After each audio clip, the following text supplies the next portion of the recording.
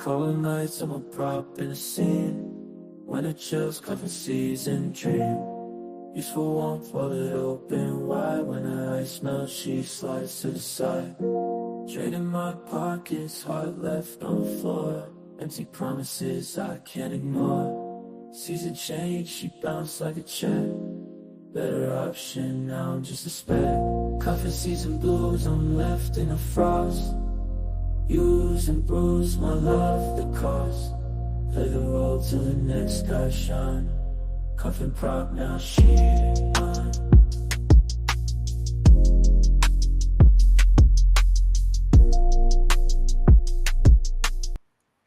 All right, enough of that. I don't want to listen to whiny music. We're Vikings. And Vikings, climb aboard the DragonShip.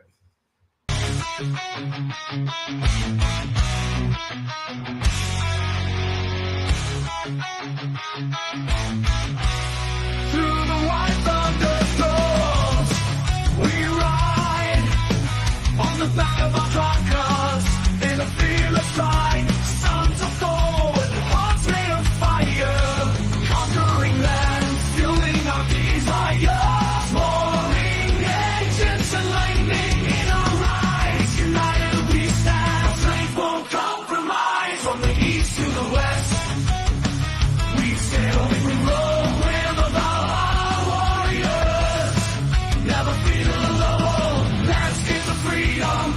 Beneath open skies, the promised land where our spirits arise. We battle the storms and tides of the sea. Now we've arrived in the land we're meant to be.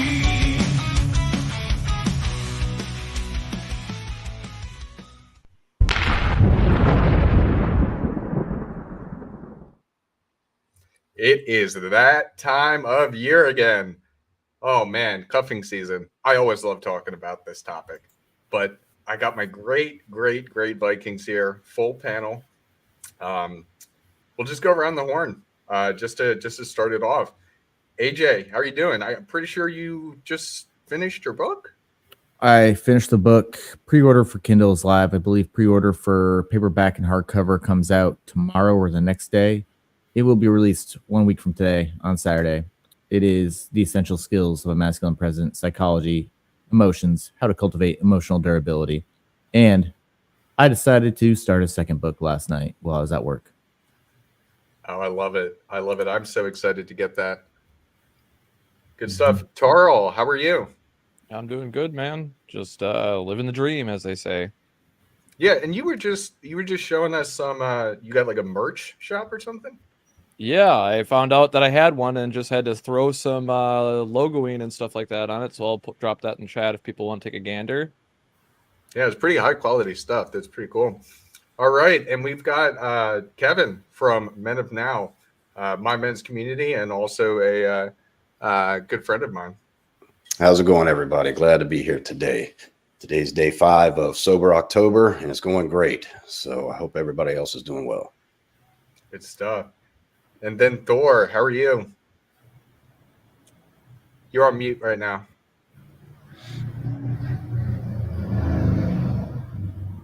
Skull, you savages. Look at this. Look what I got in my hand. 3 release books, a 4th coming out. This is the definitive series, gentlemen. If you want to know what I can do to live the red pill life. And really, being red pill is nothing more than rule 0. What is useful, what works, understanding male, female, intersexual dynamics, and much more. Actually, understanding relationship dynamics between men and women in business environments and personal environments and social environments, and using those techniques and understanding how to project your true self out into the world as a dominant masculine presence and achieve what you want to achieve, bending reality to your will for your benefit and the benefit of others. Because, you know, here on the DragonShip, we had that philosophy where a rising tide lifts all ships. We are that rising tide. By extension, we leave people better off after we have found them than before they met us. And that has paid us back triplefold. So I'm excited to see this book series going out because we've had quite a few commitments from many men in this space. to write on particular skill sets that were important to their masculinity. Nobody's done this before. So over the course of the next 13 months, you're going to see quite a few guys want to jump in and tell their experiences around these skills and why they were so important to them developing their identity and creating success and fulfillment in their life.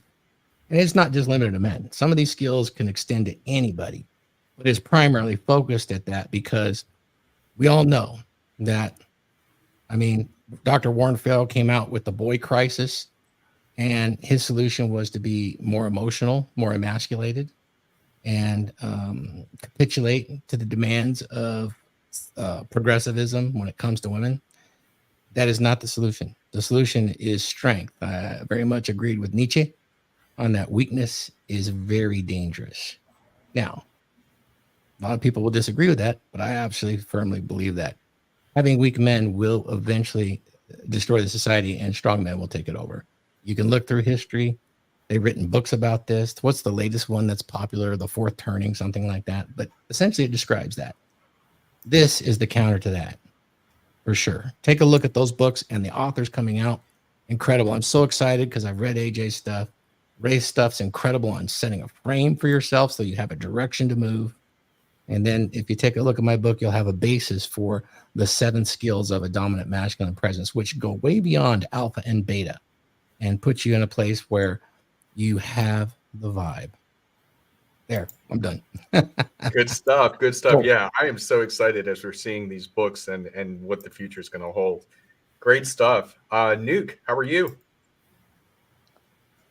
I'm doing great, man. I got the Substack going, and then shows 9 p.m. on Sundays Central. So Good stuff. And you did Rule 0 this morning, right? yeah, I hosted Rule 0. Lots of fun. We talked about how all politics are gendered, because now, we're getting close to that. And I want guys to understand that it all boils down to girls versus boys for politics, or at least whatever benefits girls. So, Interesting. yeah. Interesting. Good stuff. All right. And then we've got Renegade Wingman. How are you, sir? I don't know if you've been on before. So if you want to introduce yourself. No, I'm spectacular. But part of the Men of Now group, so very much enjoy that.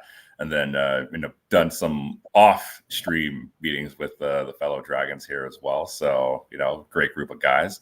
But yeah, no, I'm here, excited. I'm predominantly a dating and lifestyle coach, and just recently launched an affiliate program. So anybody who refers anyone my way, I give you 30%. So that way everyone gets a benefit out of that situation.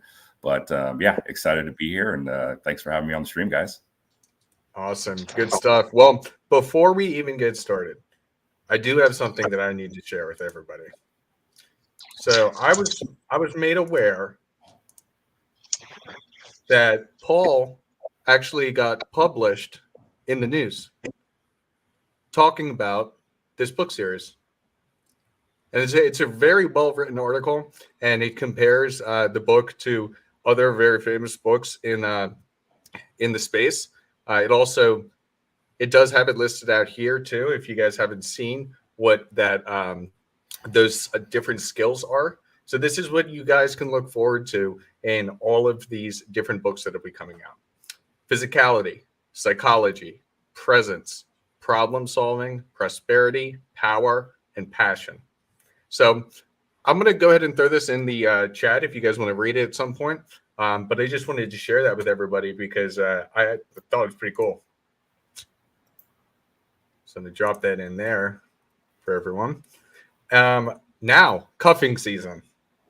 Now, does everybody here know what cuffing season is? I think so. Okay. So let's define it first, and then I'm going to talk about why I find it so interesting. So cuffing season is the period of time around October, and everybody has a different timeline. So I'd be curious to know what everybody else's timeline is. But it's essentially around the time from October to after Valentine's Day, around that like spring break kind of area. During this time, a lot of people get into relationships. They're short-term relationships to have somebody for holidays like Christmas.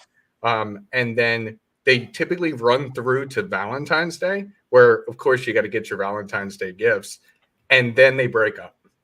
And I've seen this cycle like crazy. So specifically, and I was sharing this with AJ last night.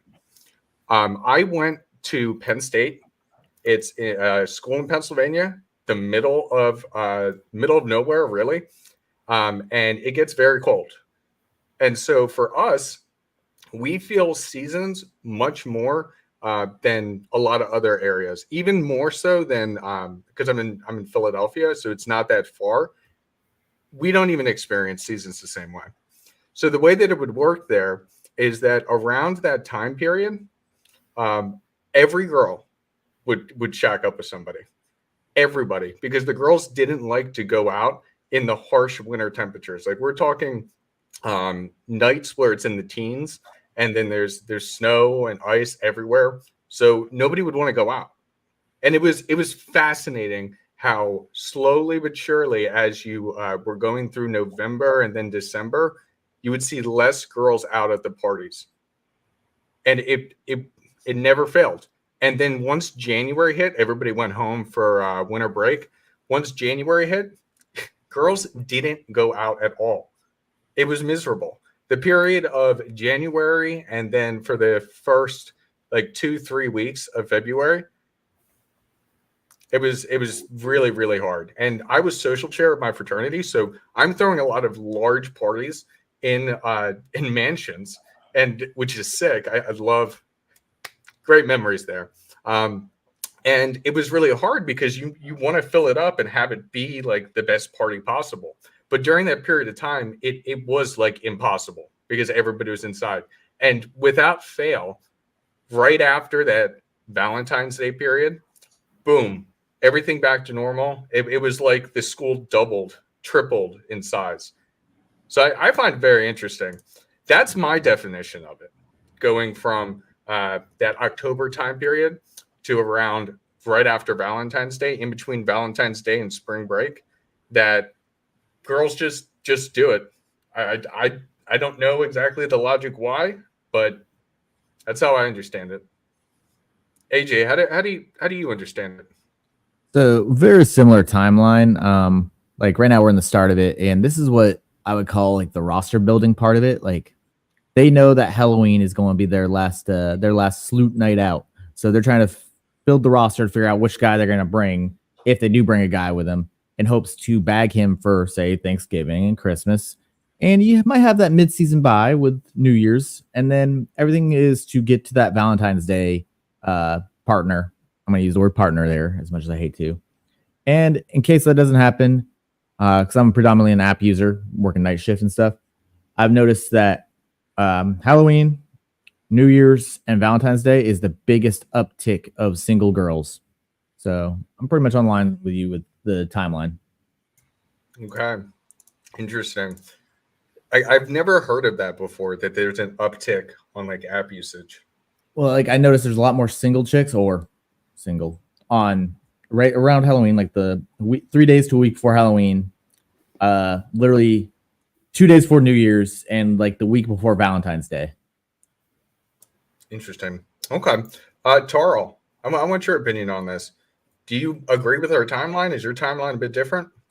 Yeah, I think depending on the context of the individual, that there's some variation in there, because I've had lots of female friends, and being a non-judgmental person, more discerning than judgmental, I got a lot of info, right? So a lot, I'm from a similar type of a climate like you, where like in the winter, things can get literally deathly cold. If you get stuck outside for too long, you're gonna get frozen, right? If you don't got help.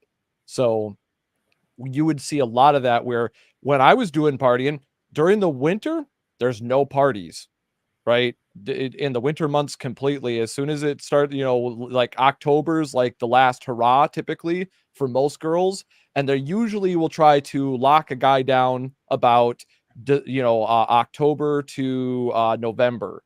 Because usually the thinking is that they get a boyfriend around that time. They can still dress like a, 304 during Halloween, because they just got the relationship, so it's new, so he'll understand she already had plans.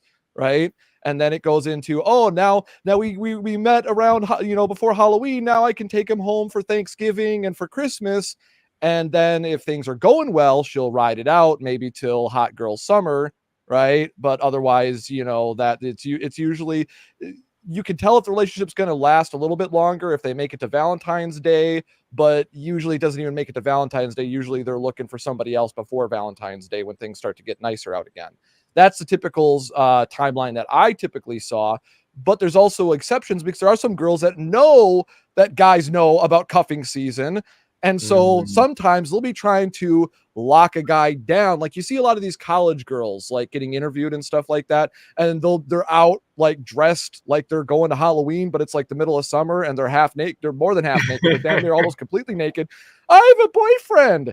Just like that's one of those placeholder boyfriends that they've already pre-locked down that they know will tolerate her bullshit going into normal cuffing season. And then they have the quote plausible deniability to be like, well, no, it wasn't cuffing season. I wasn't desperate. But I digress.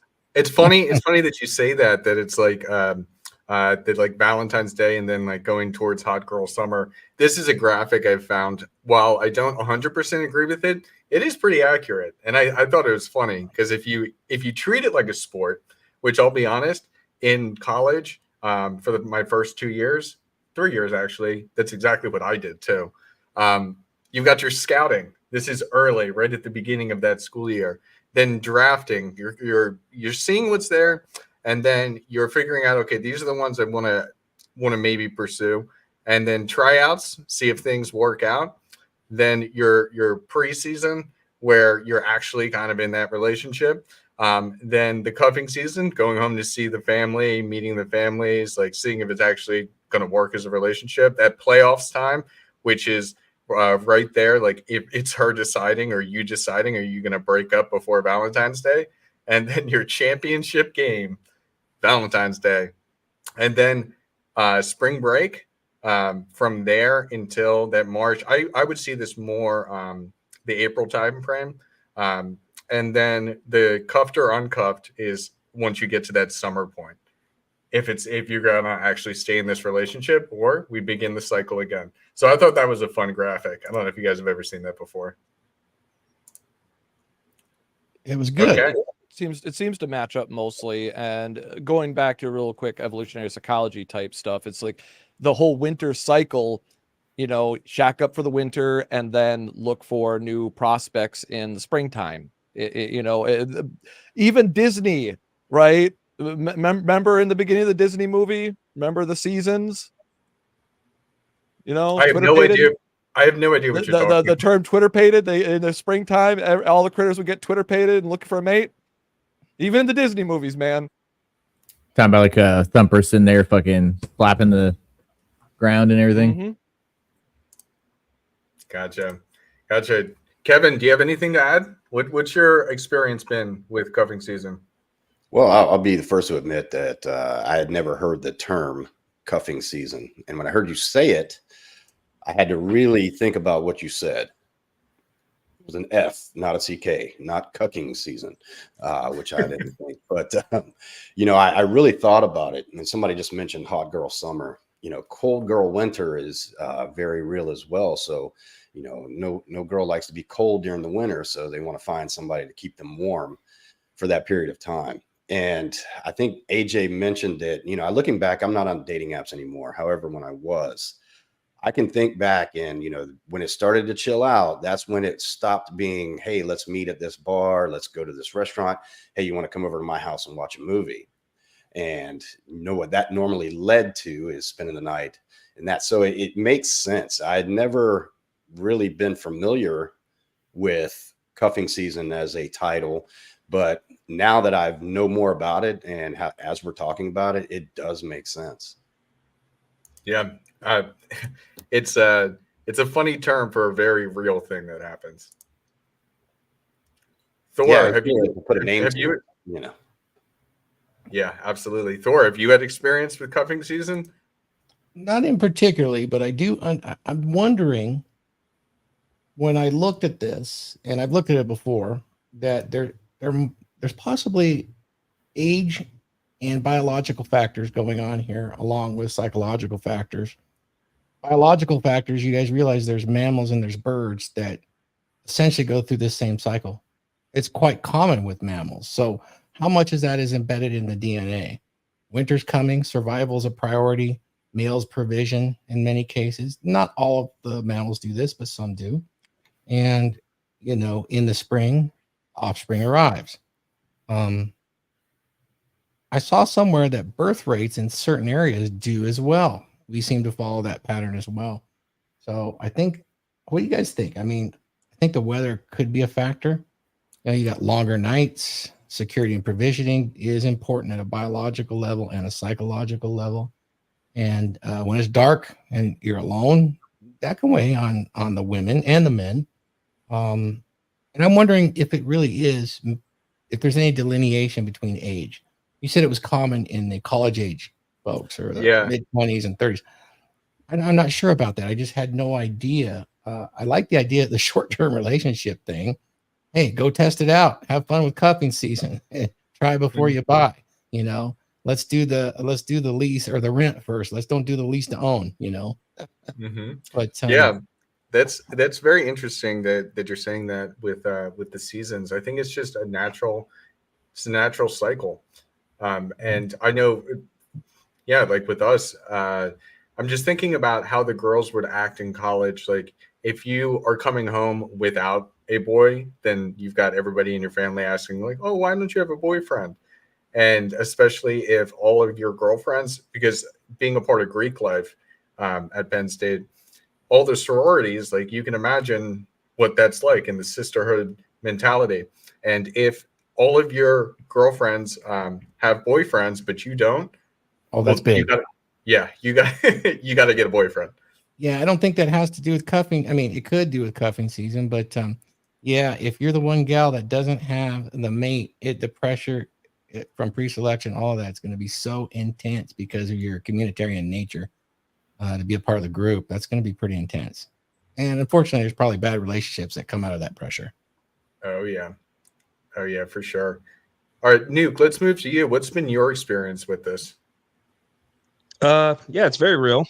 Dating app activity tends to spike during these months. Women are, frantically preparing themselves for the winter months, but I think it's not so much chemical, like a lot of people are saying. I think it's just a reputation thing, right? Paying close attention to how women kind of act during the holidays. You see, like one of the questions they hate the most, especially like during Thanksgiving or Christmas dinner, is like, so when are you going to bring a guy home? Right.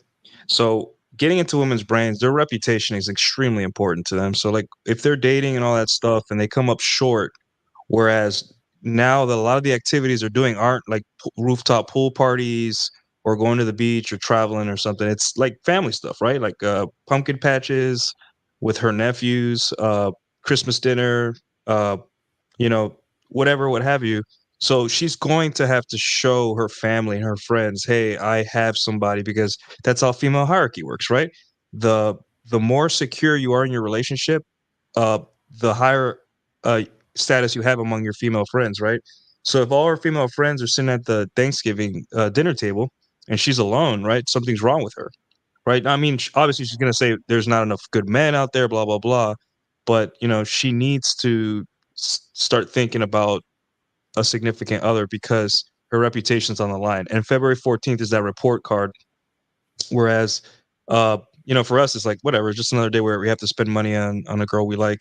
But for them, it's like a report card. It's like really a part of their psyche, how important it is to have someone. And then if they fail, they just cycle back right into, spring break, hot girl summer, and then rinse and repeat. So I think the biggest driver is their reputation and standing amongst their family and friends, which we underestimate as guys sometimes. So would Valentine's Day make or break a couple that's lasted that long, all the way to Valentine's Day? Valentine's Day is really commercial pressure. Yeah, it's a big statement day because if you're a guy, it's just like, do I even like this girl enough to, and then ultimately like the being posted in public too. There's the Christmas pictures. Like, if you think about it, a girl's going to be, girls are addicted to social media a little bit more than we do. We are addicted to as guys, but like they to a higher extent. And imagine scrolling through all your friends and it's just Christmas pictures in front of the Christmas tree, or like dinner, doing pumpkin patches and all the like, boyfriend stuff, and they're alone, right? And it's getting cold and they can't market themselves. There's no more pool parties. There's no more outdoorsy fun stuff, right? It's all you got to be inside, and it's just like they feel lonely, right? So it's like, they get shown every day how lonely they are because their friends, their family, and other people are doing the Christmas pics. They're getting Christmas cards in the mail, like, "Hey, Merry Christmas from the so and so's." So it's like that pressure. They receive a lot of external pressure to settle down, and that's why the heat is on. So yeah. Yeah, I would agree with you on that. I think it really is reputation. It's social pressure, and yeah, they don't want to be the odd one out, the ugly duckling or whatever.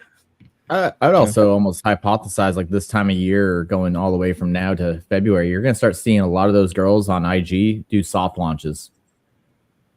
What do you mean? Yeah. So Rolo coined the term, or he might have got it from someone, but the first time I heard it was from Rolo, and it's where girls will post on their Instagram story, and it'll show like plate of or 2 plates of food, something like that, or maybe like an arm beside her, but it's not a full release of a boyfriend. Gotcha. In the same way that I've manipulated things by taking a picture of a girl's arm and putting it on my story to make other girls jealous. Exactly. Yeah, Rolo calls it a soft launch. I go with the hard launch. All right. Last but not least, Josh, Renegade Wingman. What's your opinion on this whole thing? I mean, I would definitely say cuffing season for sure is a real phenomenon. It's definitely more of a human seasonal type thing rather than one specific, just specifically relegated more to girls or to guys. Because I mean, if you really think about it, right, it's like during the spring and summertime where everybody's out and about and very festive, a lot of different events and stuff. And usually it's very weather permitted, right? Not a lot of places have weather kind of like we do here in Southern California, which is phenomenal and mitigates this a little bit. But, especially from the guy side of the view, right? If you've been out and about for, the spring and the summer months and you've been dating a bunch and having a good time or blast with it, when you get towards that end of the year, usually Q4, because there's a lot of business stuff that happens and due dates and things like that. So you tend to find there's a little bit more stress around that time period.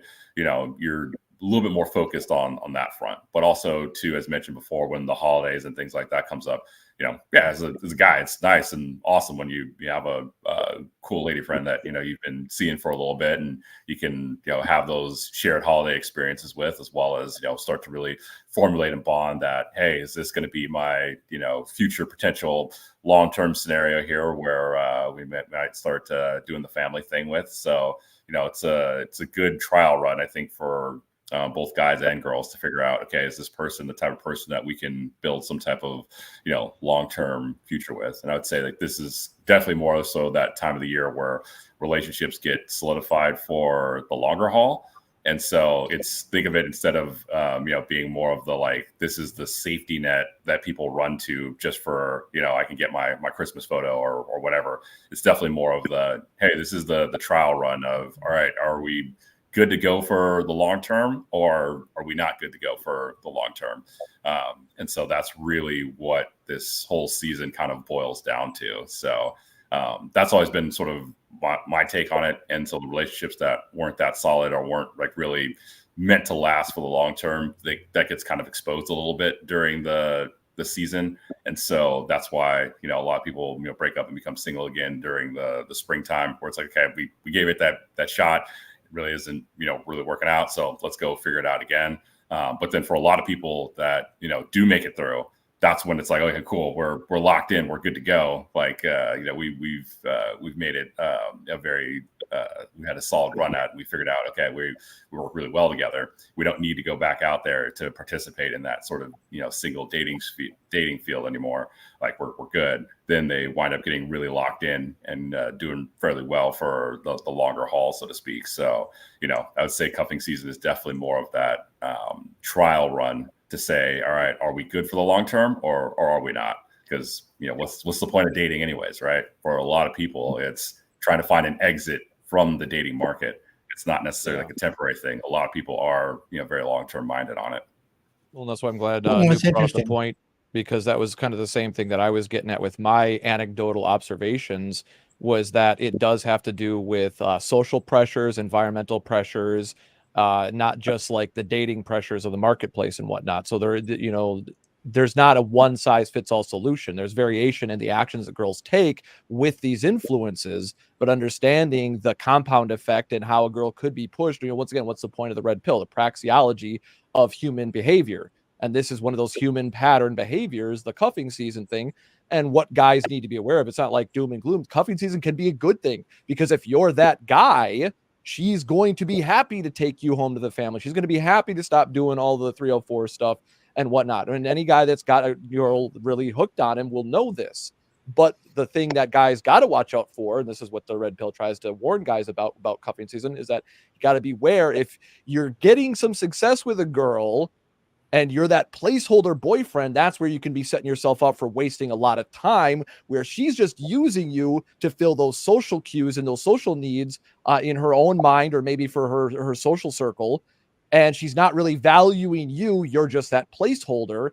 And that's where you might want to, be aware. And that's when you start considering, hey, maybe I should walk away and deal with a girl that actually wants me to come home to her family and will still be wanting to be with me even after Valentine's Day and into the spring when hot girl summer comes along. She wants to be with me rather than go and explore in the field. Well, that's an interesting point of view. I would ask the question, if this is age related, like I said before, is it common with the younger gals? And is it comfort over passion that they want to do this, or is it just a phenomena that the men participate in too, such as Taro alluded to, that we're really all looking for the LTR? Or does this actually affect gals that may be at the epiphany stage and the alpha rediscovery phase, let's say between 28 and 40? And if so, would enterprising studly men such as us create a business such as, cuffing season, rent a boyfriend? You could rent a boyfriend for the cuffing season and make it more pragmatic. I don't know if the women are pragmatic enough. Maybe the boss babes are, but certainly each of us could offer a different personality type that would be quite lucrative to a girl that only wants to project to family, friends, and social elements that this is who I got for the holidays, and put that up, Yeah, I would say, like, real quick on the idea of like the family get-togethers and stuff like that. Girls are going to get those sort of social pressures no matter what. If they don't have a boyfriend, it's going to be like, why don't you got a boyfriend? If they got a boyfriend, it's going to be like, when are you getting married? If they've been with a boyfriend for a while, it's going to be like, when are you having kids? So girls get those sort of social pressures at a lot of these family get-togethers. They're damned if they do, damned if they don't. But And I if would they're definitely single- say that, Thor, yeah, you're correct, that I would say with younger girls that are looking to explore, not to being in non-committed relationships, right? Exploring the field, and men do this too. So in their wild oats, right? That's the idea, is that, yeah, people that are in that mindset are going to not necessarily be looking for the long term, the LTR, but human beings were always open to that possibility. Right. Because we're designed to more or less be that way. We've developed to basically go for like the winter thing, right? If two human beings are alone in a room long enough, they're going to want some, they're the only living creatures there. We're social creatures. That's why women are more influenced by a lot of these things, is because they're more social and they're more painfully aware of their own social status, where men can be a little bit more independent because we have to be, because nobody gives a shit. Well, Yeah, I got a lot to say there, but I want to go there. I wonder if Nuke could do on his show or on X. I'm looking at this, but it's kind of like I'm drawing correlations without having any of the quantitative data. And what I mean by that is, I'd sure like to ask some young women, maybe bring on a couple of field maidens on a special episode, or do something with Nuke, and then bring on a couple of them that are approaching that FOMO phase or epiphany phase, or after that, maybe in their late 30s, what their thoughts on that, and especially if they're single and they participate in this. It'd be interesting to ask them the questions, and very casually, of course, and then kind of glean what that insight would be. I just don't truly know. I'm actually drawing conclusions on things I don't have that solid data behind. Didn't you guys feel that way? I mean, Yeah. I can say from personal experience, back when last time I was single before this time, I was doing a lot of nightclub partying up in the Seattle area and during cuffing season, and that's when I got with my ex. But I noticed a lot of the chicks, if they were younger or if they were actually like older, they were just looking for that quick fling. But the girls in their epiphany age during this time were looking for the LTR material. interesting. I haven't validated that. I have no way. But then again, this is my own experience. Yeah, that's why I preface what I said is that I've had a lot of female friends and I listen to them. See, that's one of the things when you're not judgmental, girls will tell you all sorts of stuff about what they're thinking, feeling, and they want to, right? Yeah, As we always say in the absolutely. RP, talk less, listen more. And that's why I know a lot of what I do know is because I listen to my female friends, family members, and whatnot growing up, not just the guy's side, but, had women confide in me certain things about, frustrations with situations. So I just, note it in the brain. I'm like, okay, that's interesting. And this is going back like decade ago plus, a lot of this experience. Yeah, I Like, didn't want and to. it I all wanted to still get holds more true modern, today. but yeah, I definitely saw that training. Years ago, I trained NPC bikini competitors. Just up until the last, maybe 3.5 years ago, I stopped. But I could probably call and find out. But I would like to hear more relevant stuff because is it just social media that makes this cuffing season more relevant because the algorithm's putting it in our face, or has it always been like this? It's always been like this. That's why I want to bring up Thor. It's the chicken or the egg, right? Is it cuffing season because commercially we're shoveled in or we're like funneled in to do stuff like pumpkin patches instead of like going to the club or going to a rock concert? Or is it that we created a demand because people no longer wanted to go out as much and wanted to do more family oriented stuff? So I don't know. I don't Right? either. Me personally, as a guy, if you know a nice girl, like you're starting to settle down and you think, hey, this might, we might go the distance, right? This is a great opportunity to see what she's made of, right? Because now it's gonna be, like I said, more family oriented stuff, more, she's gonna want to stay inside more. So, is she cleaning up your apartment? Maybe is she making you some cookies? Is she bringing over candy or something like that? Like little trinkets, little actions that show you, hey, I'm on board. I want to be your girlfriend, or I want to be something serious. So for guys that are like already have something or starting to see something happen, right, with the chick, So this is a good opportunity. Yeah, to like look at her behavior, and it's going to be tough, right? Because a lot of girls are really good at, they don't even know themselves. They're just like, hey, this is a placeholder boyfriend, and they don't even know. But at the same time, just look at how she treats you. Are you having a good time? Is she doing the things that she's supposed to be doing? Or are you just the Insta boyfriend who shows up for the Christmas picture and then she goes back to hanging out with her friends or something like that? So, it just be absurd. Like, I don't have enough data to really, put that together. And then just having looked at the Sneeko and the Destiny stuff and all that stuff that's out there and occasionally picking that up off the logarithm, maybe we would find out if we asked. It's not actually cuffing season anymore. It's like somebody said before, maybe it's cucking season, gentlemen. Cucking season. But Nuke actually brings up a good point for guys to use as like put in their toolbox with this whole thing. Whether you're a makeshift boyfriend or not, maybe long term, if you are the guy that she chooses to take to the family, this is a good opportunity for you to see how she interacts with, say, her father, her relationship with her father, which is a big key indicator right there. How she is with her mother. Also, you meet her mother, you now know how she looks when she gets older. Oh yeah, that's true. More importantly, though, this is a prime opportunity for you to showcase how you as a guy, right, how you show up, and what you're offering, what you're providing, and bringing to the table here. So that's the big issue too, and challenge that a lot of guys have is that the average guy out there, right, usually isn't that good at the dating world. So when this type of seasonality comes up, and it's like, hey, I got a good shot. If you find yourself in that placeholder situation, you have to look at yourself and say, all right, well, why am I a placeholder? Why can I not, sustain these things for the longer term and the longer haul?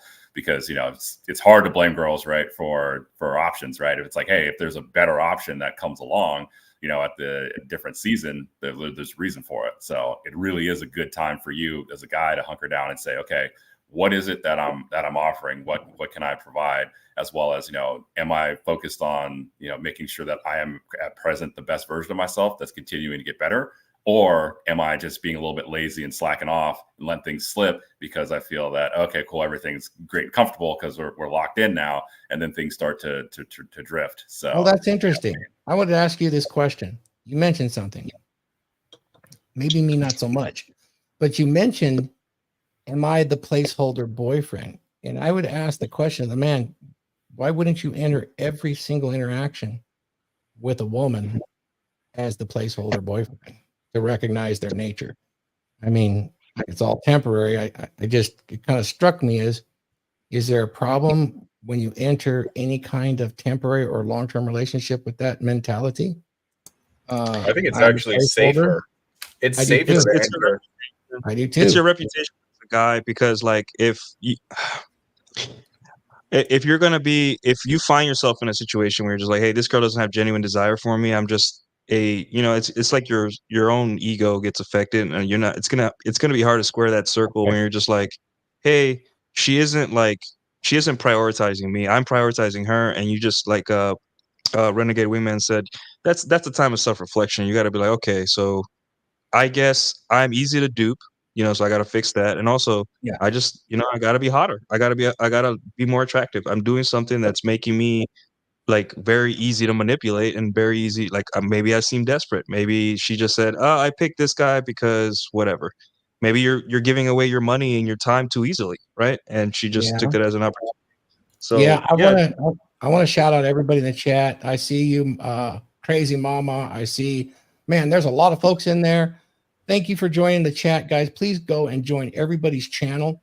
Everybody runs a YouTube here. Super chats are so welcome and they're so useful. Our host today is puts a lot of work and effort into this, so much more than I could, and I appreciate everybody on the DragonShip, particularly everybody that's in the chat. This is really, really good. I think that's fantastic. So please do that. And of course, back to Huds, if you got a square or Nuke, if you got to square that circle, you just fill it with the gap, the only gap that counts, and you'll be okay. So I want to speak on this. I want to speak on this here because I thought it was interesting what you were saying, Nuke. Because there have actually been times where I identified that I was just a placeholder boyfriend. So instead of like thinking about it, as you were saying, of like, okay, what could I be doing better? Like, why does she not want to have a serious relationship with me? Hey, I just was there to enjoy the ride and have fun and gain the benefits of being in a relationship. I mean, it does come with new experiences. It does come with gifts and stuff. It can just be fun if you can recognize it.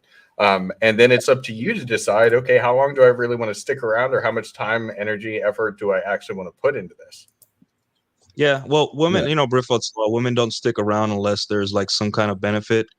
So you just got to know that you're the one getting benefit. Like it's like a job. Your job is to make sure you're getting paid for your time the way you want accordingly. So if you do decide to engage in something where you're just like, hey, I think this girl just wants me for sex, or just for cuddles, and stuff like that.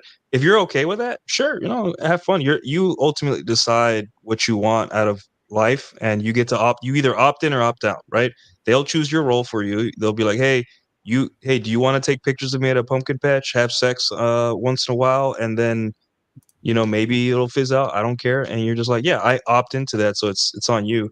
I just say that, like, manage your expectations and realize, like, hey, like one day on Christmas a couple years ago, I got like $150 worth of gifts from a girl that I was casually seeing, right? And that takes discipline to look at that and be like, hey, this girl's not serious. She said she didn't want something serious, but she's doing everything that a serious girlfriend would do. So I had to be like, hey, like, I thank you for the gifts, but 2 days later she was gone. Like, she said, hey, I can't do this anymore. Maybe she found another guy or whatever. But you have to have discipline. You can't be the type of guy that, like, anytime a girl does something nice with you, to you or for you, you like fall in love or something like that, or like think it's just like hey, I wanted you to be my boyfriend. You just gotta be disciplined, emotionally disciplined, and that not a lot of guys can do that. Not a lot of guys are like you, Huds. Yeah, you both bring up a good point with that. Like, this would be a good opportunity if you're, say, the makeshift boyfriend or the placeholder boyfriend. It's a good place to get experience, especially if you're wanting to live the bachelor life and you just don't care. have that outcome independence, mental point of origin, abundance mindset, all that together, and just go have fun. As Paul Bauer talks about in his book, facilitate the 3 Fs, which is facilitate, fun, and fuck. Yeah, if you just go eyes wide open, which I think is the big point that Huds was making there. Just be eyes wide open about what your situation is and what you're going into, right? So if you are in that sort of like makeshift placeholder situation, yeah, be eyes open about it, but have fun, but also do a little bit of reflecting on like, okay, if I am in that makeshift position, then how have I allowed myself to be in this sort of makeshift placeholder position? And then 2, for something that I want that's going to be more on the serious front, how do I learn from this so that way I can apply it to be a better version of myself in the future to get what it is that I am looking for? Because even though a lot of guys out there are looking to really explore and enjoy that bachelor lifestyle, a lot of guys out there do want to just find a nice girl and start a family and do all that, go that route, which there's absolutely nothing wrong with that. So, how do you get from, that point A to point B? And so I think a good point that Huds and Nuke were both talking about was, any situation you find yourself in, A, it's your fault. So you have to figure out, all right, how am I in this situation? But 2, I be eyes wide open about it. So that way, when you're eyes wide open about it, then you don't set yourself up to, be crushed. And, it's like the guy that goes to the strip club. It's like, oh my God, she really loves me because she came over and sat down on my lap and we were talking for like 30 minutes. And then, it's like, all right, buddy, know what that was. So in other contexts, right, you just got to know what your situation is. So what you can deduce, hey, am I a placeholder or is this more? And that way, if it's more, you know how to proceed. But if it is a placeholder, then you also know how to proceed. Yeah. A lot of the placeholder guys, they lack self-awareness, so they don't even know they're the placeholders, though. Like any guy that could even recognize that he's a placeholder, he probably has at least the potential to not be that kind of guy and just hasn't fulfilled his, true ability yet. Yeah. Oh, are you coming at me? Hold on. You coming at me? You're saying I didn't know I was not good enough at the time when I recognized I was a placeholder and I was getting a bunch of free stuff and free sex? No, I'm just making a joke at you, Taro. Go ahead, Kevin. But not, something that Thor said that made a lot of sense is if you go into it more realistically thinking that, okay, maybe I am a placeholder, whether it's cuffing season or not, it takes about 90 to 120 days to really get to know someone and their true self. Because the first 30 days, everybody's on their best behavior. Everybody's putting their best foot forward. And that starts to decline and you start to learn the real person. And so that's when you, at that 90-day, 120-day mark, you can start realizing, okay, do I really have strong feelings for this person? Or is she just my placeholder? Am I just her placeholder? So if you go into it more realistically thinking like that, instead of developing feelings too fast or investing too much too up front, which will turn a lot of women off because you can't keep that energy up for the long term. That's a good way, a realistic way to look at it, during the winter season, because you're spending a lot of time together at the house. You're not going out as much. She's not getting as much attention in the real world as she would be in the summer. And so that might cause her to monkey branch once winter is over or cuffing season's over and everybody's going out again and she's getting more real attention from real other people. That would be a great way for a man to look at it that, okay, we're both placeholders at this point because now we're just getting to know each other. And don't invest too much. Don't try to overindulge in her feelings. Don't let her overindulge in yours. And use that cuffing season, sorry, I'm going to say it wrong, to really get to know person and develop feelings that maybe you don't want it for the long term, just like she might not when everything gets over with. So I think that would be a great way to look at men and women both going into relationships in the first 90 days is to be more realistic and realize you might be just placeholder for at the time. So that way at 90 days, when the male or the female monkey branches, you don't get your fucking feelings hurt and you go into a hole for the next 6 months. You bring up a good point there, Kevin. Ryan Stone actually talks about this a lot with his current chick. Like he put her on her 90-day probation and she just never left. And now here they are 12 years together. So I think that's a very healthy way to look at it. It's like, 90 days, see what happens. If she's still there, cool. If not, no hard feelings. Well, it's going to take about 90 days to see the real person, because I've done this myself. The first month and a half, I am Prince Charming. I am what every girl wants, but then I can't keep up that energy. And I learned my lessons the hard way on that no, man, don't go 100% off the bat. You know, take it slow.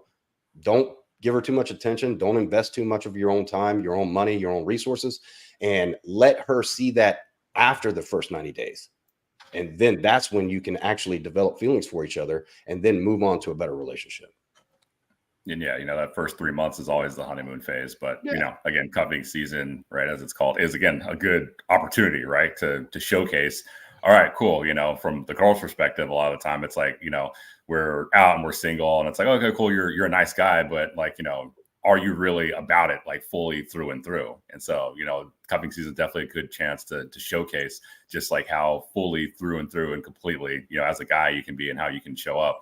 And, you know, from her perspective or from your perspective, it's also how you can get to know like the real her when, you know, it's like, hey, it's just you guys on a quiet evening and one of you sick, right? Or, you know, isn't necessarily like feeling your best or whatnot. So you get a real chance to see like how people are on the day in or day out, or, you know, both stressed because, you know, there's stuff going on at work or X, Y, and Z. So, you know, again, it's a really, really good opportunity to see like, hey, as a unit, can you guys go to battle together and become victorious? Or will you guys implode and all the infighting and stuff start happening? So it's a good opportunity, a good test run. So, you know, say like embrace it and use it for you know, a good challenge that could be.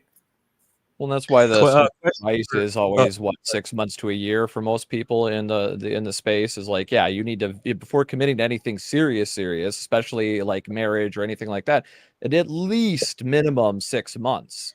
So you go. Yeah, let's talk, Tarl, let's talk about that. I want you to talk about that because I wanted to talk about that same exact thing. Let's do that after we acknowledge Siege D here. Appreciate you, brother, for the super chat. Can we give him a horn? Yeah.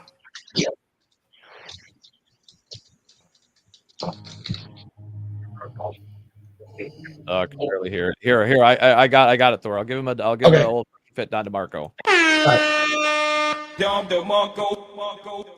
There you go, the classic. Siege D, appreciate you, man. Yeah, really, really appreciate it. Yeah. Now, if you don't want to become a placeholder boyfriend, you might want to read this book. Have you ever felt like something's holding you back in your relationships? Like you're always on the back foot, struggling to connect with women? You're not alone. Many men are taught to be weak, to defer, to play small around women by their upbringing, by society, by the very world that shaped them. But what if you could break free from the invisible chains that have held you back? What if you could rewrite the script, reprogram the paradigm that's been running your life? This is your chance to step into the man you were always meant to be. In The Essential Skills of a Masculine Presence, Psychology Paradigm by Paul Bauer, the first book in R.P. Thor's groundbreaking series, you'll learn how to understand and transform the paradigms that have shaped your life. You'll discover how to develop a dominant masculine presence, one that commands respect, inspires trust, and brings fulfillment to your relationships. Don't wait for life to change on its own. Take control. Order your copy of The Essential Skills of a Masculine Presence, Psychology Paradigm now on Amazon. Available in hardcover, paperback, or on Kindle. This is more than a book.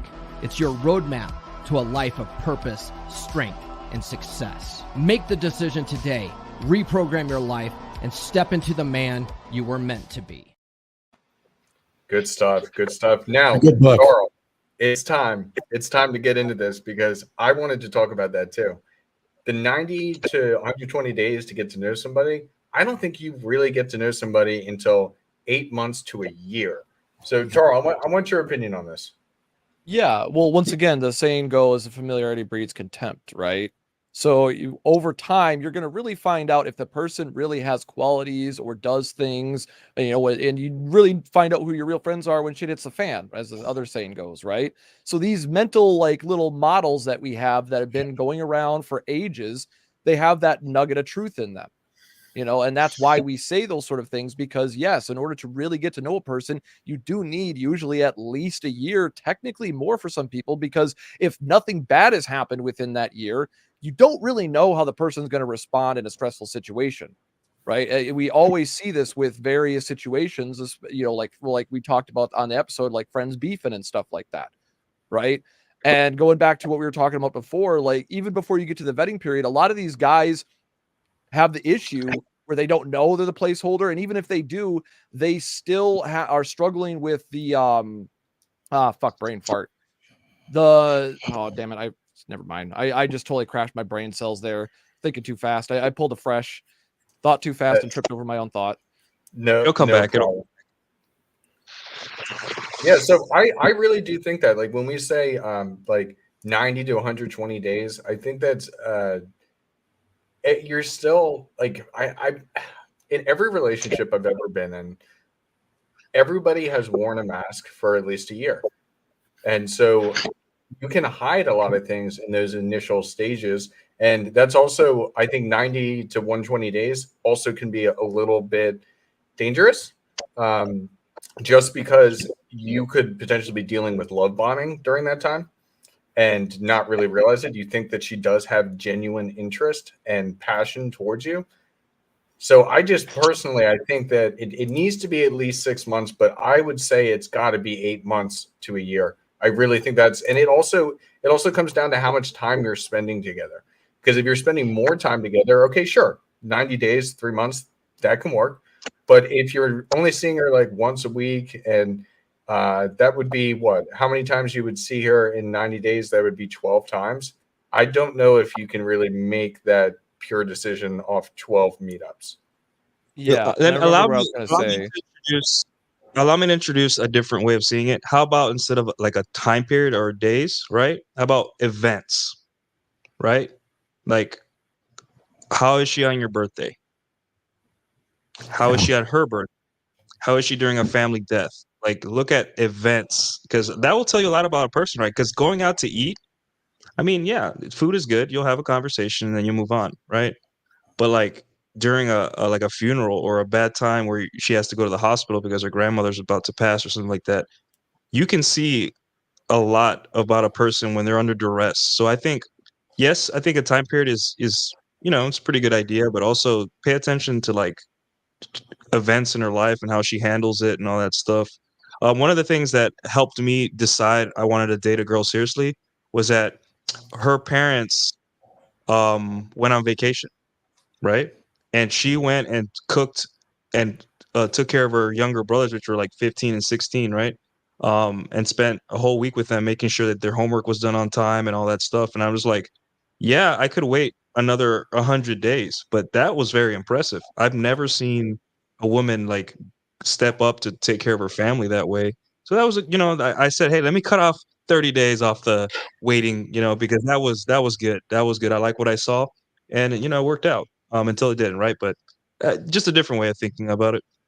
Yeah, you got to use your your best judgment, right? Because there's so many quote unquote rules and whatnot, but in reality, like, use your best judgment. Again, all this stuff is really designed as a set of guidelines to help you incorporate into your own life. So if you're literally sitting there with a calendar and being like, okay, this is, day 86 of the 90 days, and then we're all good. It's like, all right, you're taking things a little bit too literally. So always, always, always just take all of this stuff and apply your own best judgment to it. And you're not always going to get it right. You'll make some mistakes, but you'll learn from them as well. But if you're, sitting there thinking everything we say is always a steadfast, hard rule that, you have to follow exactly to the T, and then it's going to guarantee you some outcome, well, then you're setting yourself up for some type of failure there as well. So use your best judgment, and again, take all these different tools and ideas and apply them to your personality, your situation, and your own individual circumstances.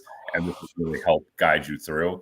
Versus, because for some guys, you're going to need a 120-day period, and other guys, maybe 60-day period or whatever. But don't always take everything like to the literal, like letter of the law. Use your best judgment and incorporate it into your situations and your scenarios. Yeah, one of the judgments that I was going to speak on before I crashed my brain cell there was that one of the mistakes that I see a lot of guys make is that they get involved with a girl and they ended up falling in lust rather than in love. They think they've fallen in love, they found the one, and that has to do with they don't understand that sometimes a girl's being nice to you just because She likes being around you for that time, and you gave her certain experiences, and she's genuinely being nice to you. But that doesn't mean she actually really likes you. And that's where I think a lot of guys still get it twisted. They don't understand how women tend to live in the moment, whereas guys will get invested, right? We have that, I'm loving idealistically, whereas women love opportunistically, as Rollo said. That's true. And you see it in these sort of relationships where guys, we make the joke all the time about, guy, all you need is one pee-pee touch and they're back on the plantation, right?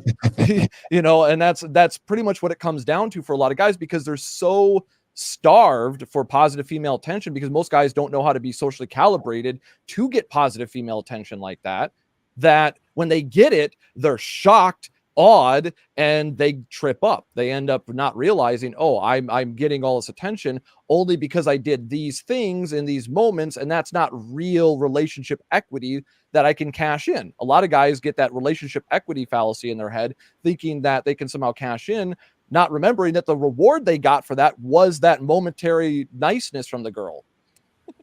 So that's something that's very fleeting if you're not careful and don't understand your true frame and value in the contextual situation. Okay, I got one for you guys. Have you ever seen girls that end up dating guys that are less attractive than them just so they can manipulate and get what they want? It's not just overt, like, oh, so I can manipulate him. It's because once again, the idea that a girl wants a man that could cheat but doesn't want him to cheat.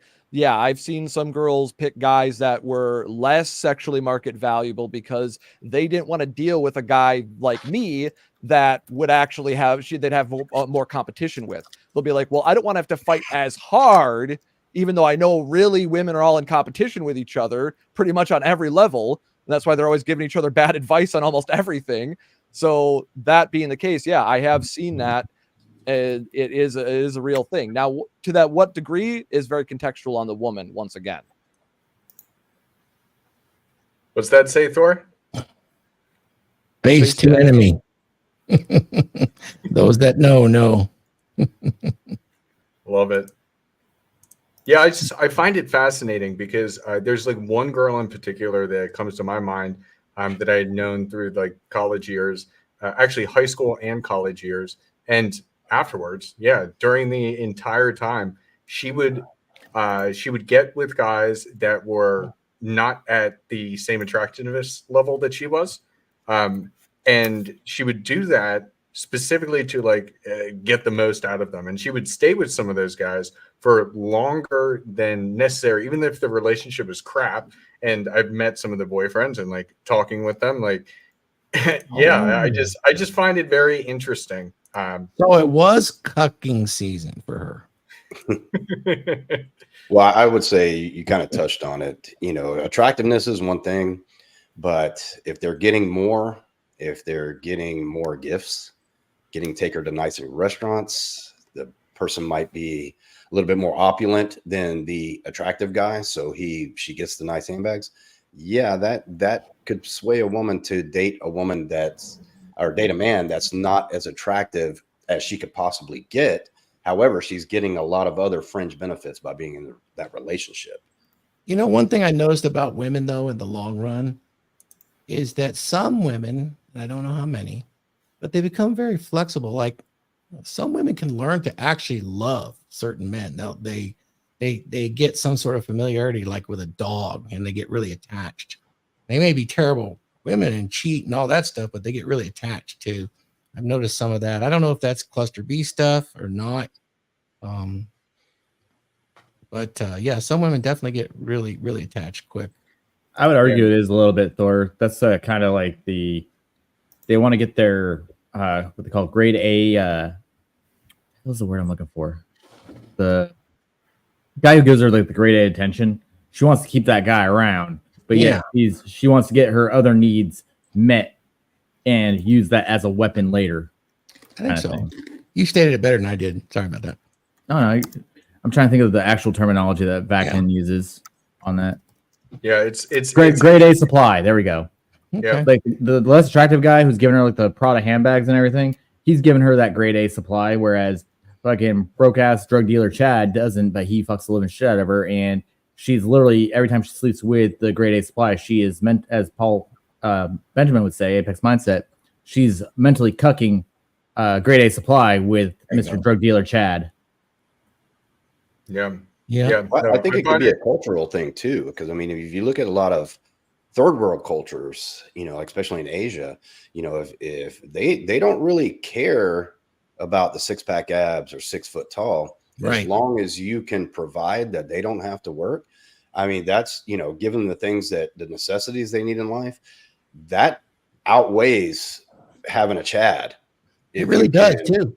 It's a cultural thing as well. If we're just talking about Western women, yeah, that might be, like you said, the grade 8 supply of what they can get out of it, but that won't last. But an unattractive man can go to the Philippines or Thailand and meet a very traditional, not just on the red light district, and find a beautiful woman that if he shows her that he can give her the life that she's always wanted, she will fall in love with that guy and she will be loyal to him. So, there's a difference, very big difference in culture when we talk about Western women to women that live in third world countries.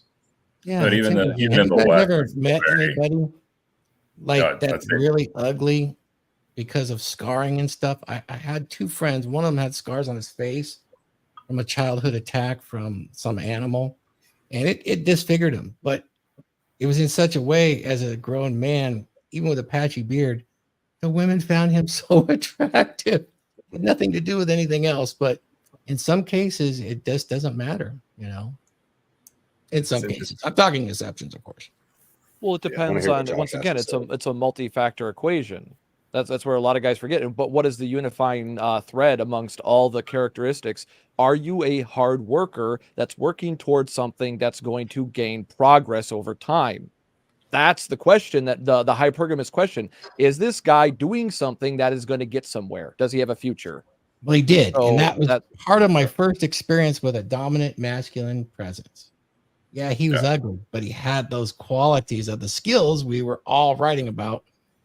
And that coupled together with a couple of face scars, it looked like he could take care of himself and survive anything. I think that was a factor. Yeah. I'm just drawing conclusions based on history, but that would be my best guess. Yeah. It's a genuine display that he's a survivor. Yeah. Doesn't matter how he got the scar. He's got a brutal scar and he's fully functional. Yeah. That's he could have got the scar from just tripping in the kitchen while cooking. But the girls don't look at it. Cutting a scar into his eyebrow, fake scar. Mm-hmm. Yeah, so again, the fundamental question is always going to be, are you someone that she can bet her future on, right? And so that's the ultimate attractor factor, or attraction factor. And so, that's, and people always want to talk about the difference in cultures between, more traditional cultures, usually more so in the East versus in the West. But, in the West, there's still a lot that varies on, individual, right? Where I've definitely been in a lot of different circles, and it doesn't matter how Chad, whatever it is you are, you will get absolutely zero attention or time of day, because the folks that are in that particular sphere, they're very much looking for a certain level of lifestyle that if you can't come anywhere near close to providing that, then cool. Does it not matter, if you have the 8-pack, whatever, you will literally get no attention or time of day. So, attraction factors do vary quite a bit. But I would also say that a lot of it is more, say, socioeconomic in the circles that you're in, because you'll start finding as you move up different socioeconomic levels, then the rules start to slightly change and alter and differ quite a bit. But to everyone's point earlier, the biggest question is, are you someone that can bet their future on? So my question back, would that indicate to you that the women would be much more willing to settle? We talk about settling, right? So they can find a mate. And since this is kind of a temporary thing, even though we alluded to it being more long-term, this cuffing season, would they be more willing to, in your experience, because I don't know, to settle for less, such as less good looks or this temporary condition? What are your experiences with that? Because that is exactly Thor. That's why when I think about cuffing season, they're just grabbing the nice guy, the good guy to bring home to the family, or just to sometimes they may just get the pretty boy just so their girlfriends see that they can get an attractive man. It really comes down to, I guess, what they value the most. But it really is, I always think of cuffing season as a very selfish thing. I don't think of it as a serious trial period for a relationship. It's more just like cyclical. And I've always thought of it as very much with the younger crowd, not so much like the older crowd. I feel like it kind of phases itself out. But yeah, there needs to be more data. And I would love to have some shield maidens on here. I think that would be a fantastic discussion to understand what their experience has been, if they've ever done something like that, if they'll be honest about it. 'Cause I know I've played in cuffing season before, so it would be interesting. Yeah, it's just a little bit unanswered there, but it's a good question. Because you hear them, they don't want to settle, not settling.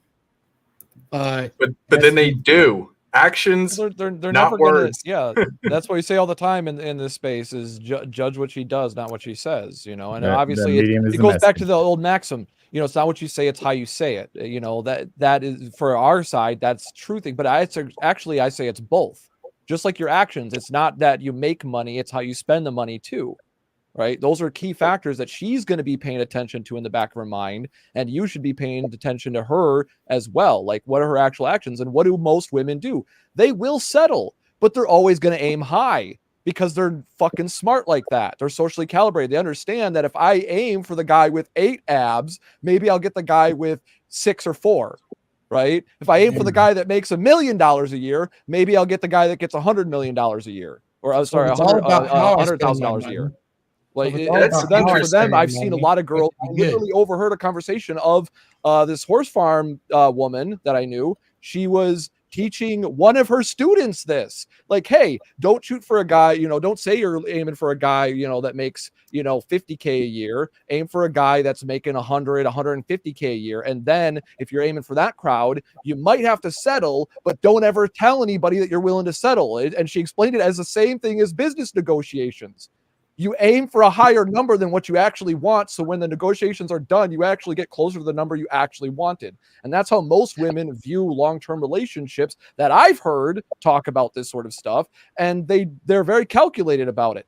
But they're not going to often talk about this openly because the same reason why they're always going to bring the safe placeholder boyfriend home is they don't want to look bad or feel bad about looking bad. Because then, as Apex Mindset Paul talked about, then she's the bad chimp and she might get kicked out of the tribe. That's fascinating. I never thought about it that way. So Huds, your college story made me think about this question specifically for Nuke. Did you see cuffing season on the carrier? So I know submarine life was different for my time in the Navy. Say it again. Your mic was kind of hot. I was going to say, did you see cuffing season on the ship? Like, was there a version of cuffing season on the boat when you were in the Navy? Our cuffing season was like a month before we pulled in. Because a lot of the men were going to go back to their wives and girlfriends. I know that's not the great answer, right? Hold on. Tell me more about this. So when was that time period? Because you guys know what that means. I don't know when that is in the year. So when you're deployed, during the last month of deployment, people are starting to get more excited because you're going back home to American soil. You're happy. You start making plans before when you get back. And a lot of the women start realizing that the men are going to start forgetting them and go back to their wives or girlfriends or just in general, the playing field, right? So they start forgetting about the chicks on the ship. And it's very interesting to see that transition. It's pretty hilarious. I'm glad I never really dated anyone in the military. But I got to see it. I got front row seats to this. So maybe AJ, you were on a sub, but maybe you've heard stories. But yeah, it was just the cuffing season on the ship was like girls trying extra hard to like lock down men before we pulled in, because the minute we pulled in, they were gonna go be released back into the wild and have a normal dating life again. And they were gonna be an afterthought and all that stuff. So that was very interesting, and that's why I say like, I think women dictate the terms of relationships, and it's a testament to women's ability to choose when and where they want boyfriends. It may not be the exact guy they want, but if we pay attention to the language they use, like hot girl summer, and you define that as, hey, girls are going to places where they have the ability to take off most of their clothes, like a beach or a pool, and have fun, right? And as a guy, I'm totally for that. That's fun. And then they have cuffing season, which means cuffing, like putting someone in handcuffs, right? Meaning that they're trying to arrest the guy and put him under their custody, right? And we adopt these terms. Women made up these terms. Like, I don't know any of my guys that talk about cuffing season. That's a girl thing, right? But it's just pay attention to the language. Language is a very powerful. They cast spells. So just pay attention to the language, and it'll show you kind of like the why and all that stuff. And as a guy, like, you may seem that it's kind of evil and nefarious, but also it a lot of the work gets done for you, right? Like, imagine you're dating a girl in August, and then you've been planning dates, and all of a sudden it's October and she's like, hey, can we do this? And now she's planning stuff and she's putting in work because she likes spooky season or these kind of things. So now you're just like, okay, cool, she's showing effort too. But for the most part, it just shows you the power that women have. And that's why I don't believe when women say that they want to be in relationships, because they can so easily hop in one because of cuffing season. And I've seen it throughout my life. So yeah, those are my thoughts on that. Gotcha. Yeah. My time on the submarines is before they started letting women on board. So we were a little bit more weebish on our last month before we came back in, because Ohio class have 24 missile tubes. So 24 days left of the deployment, we would put up what we call tube girls. So whoever had like the nice porno mags, we'd take like centerfolds and stick them on each tube as the days counted down to pulling back in. Oh, nice. Yes. Good times. We called it tube days and tube girls. Submarine guys are weird. I believe we have a super chat. Yes, we do. We got $5 from Dark Knight Dev. An invested woman is the nucleus of a relationship. An invested man is as common as the common cold. Women make it a relationship. Pretty much saying the same thing that Nuke's been saying the whole time. Can we get your devotion doesn't matter much, because that's what men lead with nowadays. You have to be fun and exciting first, and then devotion comes as she earns it and as you dote it out to her, right? You can't be women don't care about your doting qualities as a boyfriend if she's not wanting to fuck you first, and think you're hot. So that's what he's trying to, that's what he's trying to say there. Gotcha. And I'll get the war horn for him. I got the soundboard. Yeah, okay. As they say, right? Men can build a house, but women make a home. So, we're a complementary system. So we need each other.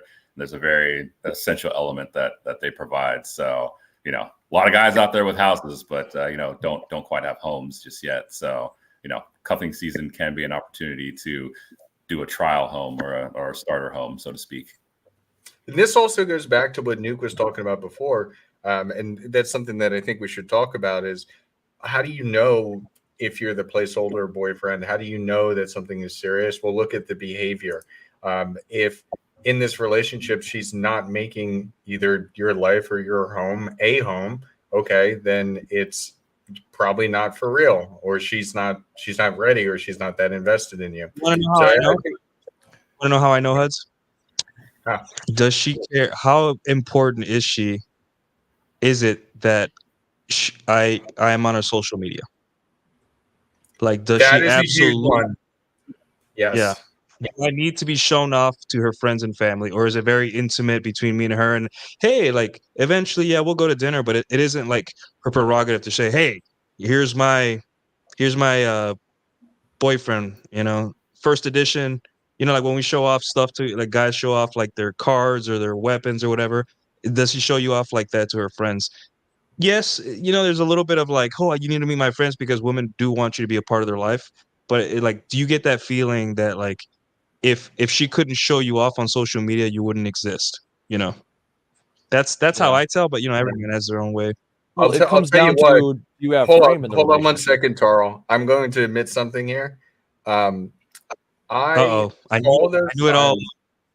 I saw those signs. I saw those signs myself in one of my relationships, where I was one of those guys where she had asked me to take some photos of her so that she could post to her Instagram. And I had mentioned to her, why won't you put me on your Instagram? And she had said, it's because I don't want my family to see that like we're back together. This is the girl that got me arrested, by the way. So she was like, I don't want my family to see that we're back together just yet. I'm like waiting. And that was just throwing flags in my head. Yet I didn't, I still kind of just went along with it. And yeah, she just up and left one day. So it's like, if that's a great sign. Like if your woman wants the world to know that she's with you, then that's a good relationship. It can go both ways as a red flag, because like the chick I dated before my ex did the same thing that you're talking about, Huds. Like we were together for like 2 years, never was on any of her social media posts. And then on the flip side, my last ex, everything had to have like 40 fucking photos taken before the one was selected for social media, whether it was with both of us, just her, just the fucking food, because of her and covert narcissism right there. Like I scroll through her camera roll and it'd be like 40 fucking of the same selfie. It's like, what the fuck? It's like, man, I'm just like, yeah, selfie, go. That's a fun experiment I never thought about. One way to kind of vet a woman is to ask to see her photo album. Don't look at her Snapchat. Yeah, don't be neurotic about it. Like don't look at her social media every day and be like, oh no, she posted me, and like don't be neurotic, right? But it's just like pay attention, but don't be neurotic. Like enjoy the ride, right? But also know what you are, because it's difficult. It's difficult sometimes in the beginning to tell. That's why I say big events in your life, whether it be hers or yours, like an easy way to tell a girl's really into you, when you get really sick next time, look how she acts. That's a good way to tell, if she's, because if it's like a girl that, like, is she risking her own health and her ability to work to come take care of you, or is she saying, no, just go to the doctor, I can't get sick, And it's just like when I had COVID, I had a girl like banging on the door saying, hey, let me take care of you. And I just said, I'm sorry, you have a grandmother you see a lot. So, how would I feel if she got sick because you got sick? But at the end of the day, right, this is not something you should be neurotic about. You shouldn't be like scared to be, oh, I'm going to be a placeholder boyfriend. If you find yourself in that situation and you don't like it, then, you could just say no. And if you do like it or don't care, whatever, Yeah, no reason your to ultimate power as a man, as we always say, is to walk away. And I would say in terms of like practical advice, like going back to what we were talking about a minute ago, how to tell if you like your girl, if you're the placeholder boyfriend or not. It comes back down to frame once again. So like, do you have frame in the relationship? Is she like when she's making holiday plans with you? Like, is she dictating plans to you, or is she trying to get on the same page as you and your family so you can both go see your families and all that and do that sort of stuff? Is she working with you on those logistics, or is she just telling you like, oh, we're going to my families at this time, and more or less low key fuck your family? Some girls will be that overt about it. Some of them will tolerate to go into your family, but the ones that really care, that are really into you, once again, they're going to be coordinating with you, making sure that logistics get handled so that way you can all see your family, because she's demonstrating what she actually cares about you and your happiness and your family as being part of hers. That's a real test when you can see her mindset on like, what is she coming to you with? Is she coming to you with dictation? And you'll go like, oh, we're going to do this, this, this. Or is she going like, hey, my family's thing is this. When's your family's? And like, how can we coordinate this? Because sometimes you have situations where you have to go on the same day in the same town, right? I know not everybody's from a small town, but where I grew up, that was often the logistics, is that both families are within travel distance on the same day. So you go to like all the, like maybe even some uncles and aunts, family get-togethers, great grandparents as well, if they're still around, so maybe this isn't, current information, but pay attention to that. What are her intentions? What are her actions in the relationship dictating? Are you the one with the frame, or does she have the frame? I think that's a really interesting point, because I've noticed that in my relationships, like the good relationships and like the relationship I have now, that's what I get. Like I don't get, this is what I'm doing on a holiday. I get this is what is offered on my side of the family. What is your family doing? How can we potentially, like, which one do you want to do? How do you want to do this? Do you want to see both? Or maybe we switch or we do, like, she's coming with plans.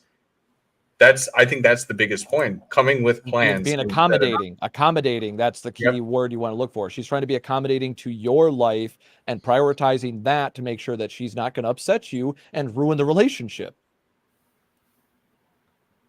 Yeah. You know, I one thing too that a lot of men are not good at is being direct. Okay, so bingo, right there, Kevin. The cuffing season. Okay, if you're coming up to the end of cuffing season, whatever date that might be, and you're genuinely desiring this woman and you want it to continue, don't be afraid to ask her. How do you think that goes both ways, right, Kevin? Where do you want to take this? I want to be direct, be honest. Women love that, believe it or not, that if you ask them straight up, I am really developing feelings for you. I want to continue this relationship. And you don't have to mention cuffing season or anything like that. Where is your heart at? Where are your feelings at? How do you feel about continuing this relationship exclusively?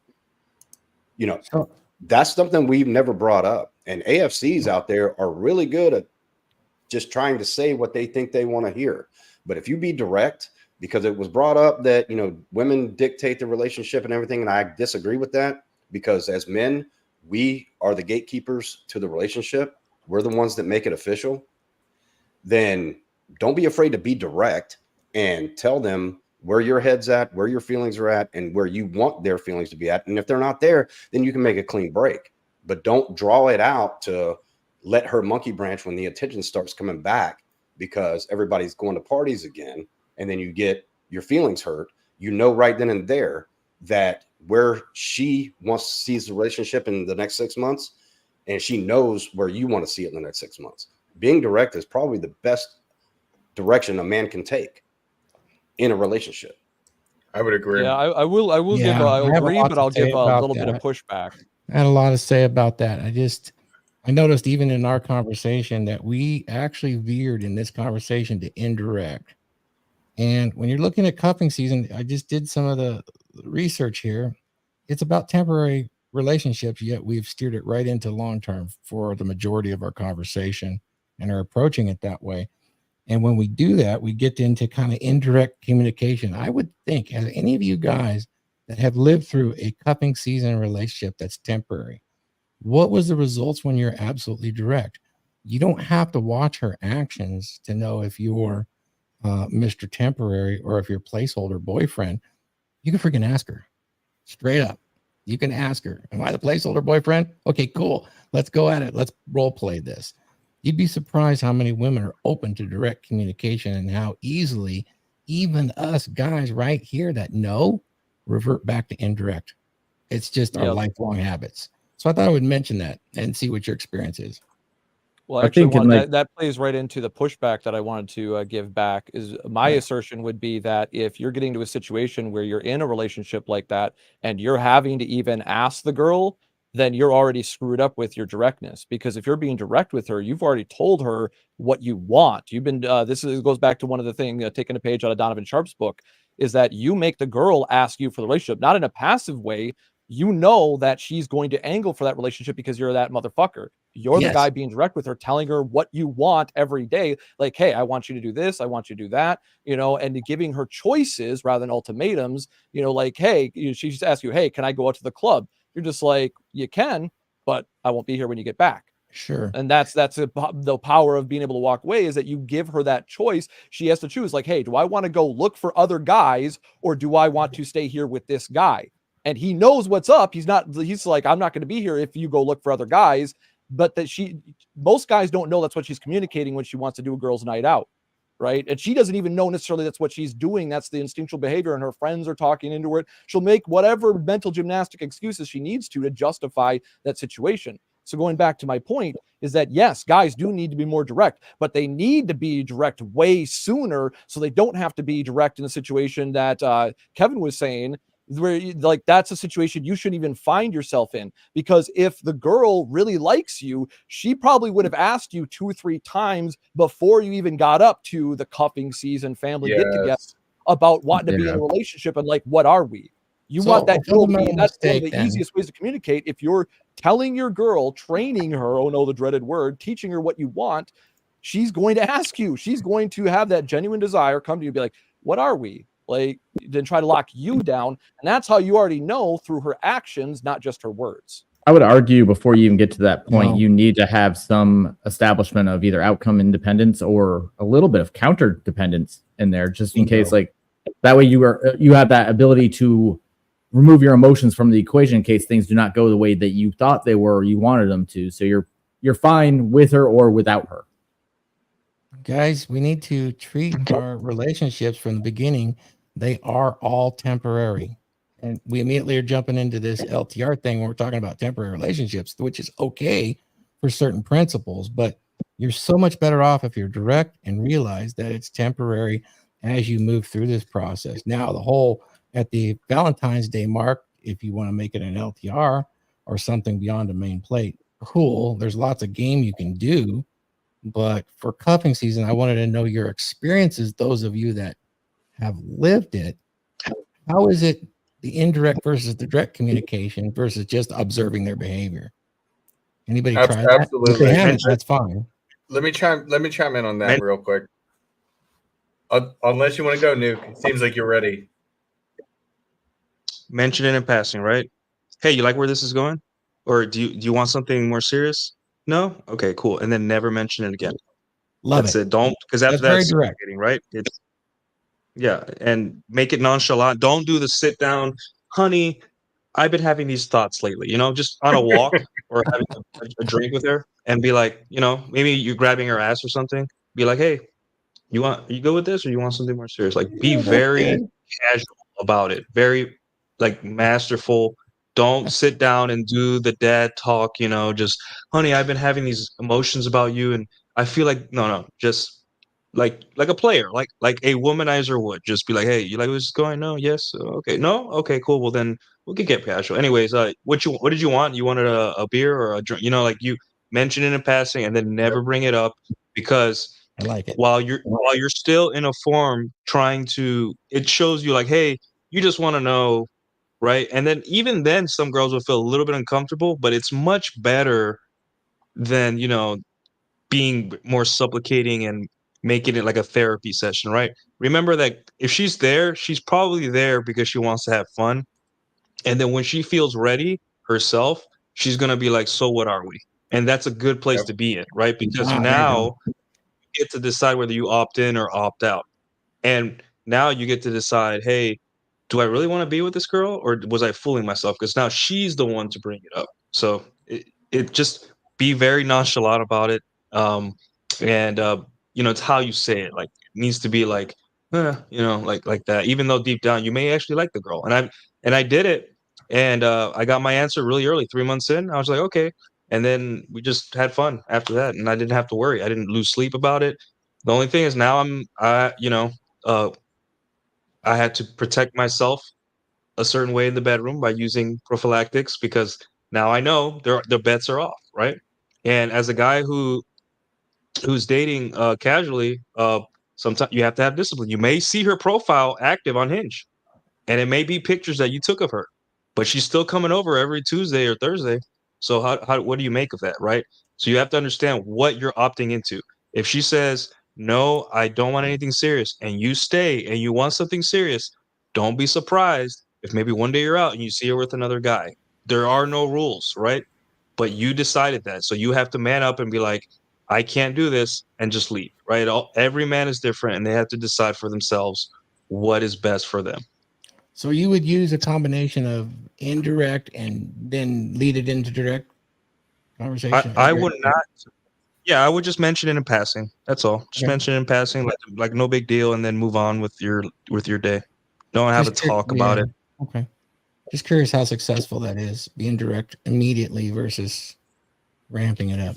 I find that being indirect first is a lot better. It's just because it's also how women communicate. And so we're essentially talking about cuffing season is similar to developing a friends with benefits situation with someone. Yes. Yeah. So you soften into it. And then if you decide, okay, or you're seeing that this is going to be a placeholder boyfriend type of thing, or you see it as something that you want to go long-term, well, that's when you can be direct on it. It's like, I'm not really, or you wait, as Nuke said, you wait until they ask the question. I think it's always best to wait for them to ask the question. I really do. I don't think that there's, unless you really are unsure about something and you have rock solid mastery of language. I don't know. I think it needs to be them first. Yeah, it's the classic concept of you start out with some coquetting, right? A little bit of teasing, and it just like a cat with a string. And that leads into where you then see if she wants to play with you, then you can be direct and start saying, hey, I want this, I want that, not making demands, but once again, giving choices and seeing what she chooses. And if she keeps choosing what you want, your fun, and trying to enhance your life, that's when, and let me preface this too, because Thor, you gave me some pushback there. I view all relationships as temporary, even the long-term ones. Just I make that very clear. When I first, because I was direct with my girl after she left her boyfriend to basically have me as an option, because she said that she didn't want a relationship if she was cheating, right? So she got out of a relationship and we started fucking. And I basically after a few months, I told her, well, just so you know, basically at this point we're pretty much dating, because the way I see it, if we're fucking, we're dating. If we ain't fucking, we ain't dating. Right. That's the way that I look at it. So I guess I have a little bit of a different viewpoint on that maybe than some of the other. No, I think we're actually right aligned, because I actually view all relationships as temporary as well. All of them, including my LTRs. And that's the way that I look at it, because that allows me to maintain that outcome independence from the relationship. And I didn't have that. I lost that for a while, because that's how I was when I first started the relationship. But as time went on, I started doing more of the acquiescing and all the bullshit, the death by 1,000 paper cuts. And, 10 years later, I had to find this space, and that's what's fixed it. So, and our relationship did start around October, funny enough, right? So that's why, but yet 15 years later, my girl is still with me, right? This could have been like one of those placeholder boyfriend, like it was, she liked me, and I could have just been that guy that was friends with her, and we went home with family. She didn't even fuck me at all. Right. It could have been one of those situations, but I did escalate physically because I treated it as a one night stand rather than trying to be in the friend zone. And it ended up being more because it's like after the one night stand, she didn't want to fucking leave. Right. She didn't want to leave before that. She was just always hanging out with my brother, my family, and just always wanted dragging her boyfriend along. Right. Very obvious that he was the placeholder boyfriend, and it's just like she's getting dragged along to hang out with me. So it's very obvious. I'd already seen the actions, but then I capitalized on it. And, like I said, we are here now where she's still in the chat supporting everything that I do and showing that, it's still a temporary relationship, but it's been 15 years. Like it. I like it. Cucking season works. Oh, man. I love that. Well, guys, We've been going for a while. I think it's around time that we do some final thoughts and where people can find you. This was a great discussion. It was really interesting, the different angles that we were talking about, because cuffing season is real. It is definitely real. And if you're a younger man, it's much more common to kind of fall into those manipulative types of relationships. But there's a lot more research to be done, and we got to get some shield maidens at some point. Yeah. So we'll start. We'll start at the bottom, Josh. If you want to go ahead and give us your final thoughts on the topic, and then where people can find you. I would say that it's a real thing just to be cognizant of, and there's a season for everything, right? So there's a season to be single, season to be in relationships, and different. As long as you're aware of sort of what those different seasons are, and again how you can use those best to your advantage, then always be eyes wide open in any situation or scenario. So it's kind of my final thoughts there. But if you want to find me, you can find me my website, my Instagram. Those are usually the two biggest spots. I do have a YouTube channel as well. But thanks for having me on here, guys, and greatly appreciate the lively discussion. Absolutely. Good stuff. And then Kevin, I'm actually going to jump to you. to give your final thoughts here? No, we touched a lot of points today, and cuffing season. Yeah, it's another label that we can put on men and women's dynamics in a sense, and it's something to be cognizant of. But don't let it. If you meet some girl in October, don't think, oh, she's just using me for cuffing season. So I would say that it's something that you need to be aware of, but it's also something that you can capitalize on as well, because that gives you 3 months to really learn about during the winter months, to learn about the girl and see if you really like her, because you're spending time with her and her alone, and also use it to your advantage to find out if you want to continue or don't continue. But other than that, you can find me at menofnow.us. I have an Instagram, but I'm not going to put that out there right now. And just thanks for having me, and look forward to the next time. Good stuff. Good stuff. All right, Nuke, I'm jumping to you. Hey, so yeah, Amuse Mastery, right? We already know women's behavior and how they act. We know why. Order a pumpkin spice latte and watch, relax and watch. That's all you can do. And it's all about staying a step ahead and using your power and options in the sexual marketplace to get what you want, right? And that's really it's all about. So you guys can find me on a Substack. I put the links in the chat, and my YouTube shows tomorrow at 9 p.m. Central. Thank you. Stuff. You were dropping gems today. Tarl, let's no. go. Yes, sir. So, final thoughts. Understand that cuffing season is not something to be afraid of, as was already illustrated here. It's part of the vetting process. And paying attention to those red flags or disregarding them, as Huds did at one point, that is up to you. And you will suffer the consequences of your choices, whether you like them or not. That is what the result is at the end of the day. So pay attention to the vetting process and be honest with yourself, both about your results and her results. That's the key thing. Like, it's a 2-factor equation. I get really tired of people trying to say, it's just about the men, it's just about the women. Because like you go to certain parts of the quote manosphere, and you get guys going just like, oh, they talk about too much the women. And you go to the others, oh, they talk too much about the men. No, it's both. Both men and women need to pay the fuck attention to what's going on. And men are the leaders, so it's our job more to pay attention. We're the captains. And if you're not the captain, she's going to try to take control, and she's not as good as you as being a captain. So if you got a non-captain leading the ship, you're going to get bad results. Pay attention, and you can get good results. Like you said, understand the seasons and the different times. I agree with the Nuke on this 1,000%. You need to pay attention over the course of that year. Pay attention to her responses, both positive and negative, to different situations, and be honest with yourself. The biggest problem, most men see the red flags. Most just aren't honest with themselves, and they keep hoping that they're going to get that idealistic outcome. Be realistically optimistic, not idealistically optimistic. If you want my merch, you can find it out there. Thank you. Good stuff. Thank you, Tarl. All right, AJ. Oh, it is cuffing season, and it's coming. I grew up in Northeast Vermont. It gets kind of cold in the wintertime. So here's my little funny anecdote to this. Dragons, aka the big girls, they produce a lot of body heat. So if you want to stay warm, you might want to cuff up with one of them. Just saying. But final thoughts on it. Cuffing season, biggest thing about it I would suggest for guys to do is just do the 3 Fs. Facilitate, fun, and fuck. Other than that, I'm dropping all my links to Gumroad, YouTube, I believe, and my pre-order for my Kindle. Book comes out next Saturday. As you can see, I'm slowly starting to pack up. I close on my house on the 6th, which is actually the same day I'm flying out to PA to go hang out with Vince and Huds.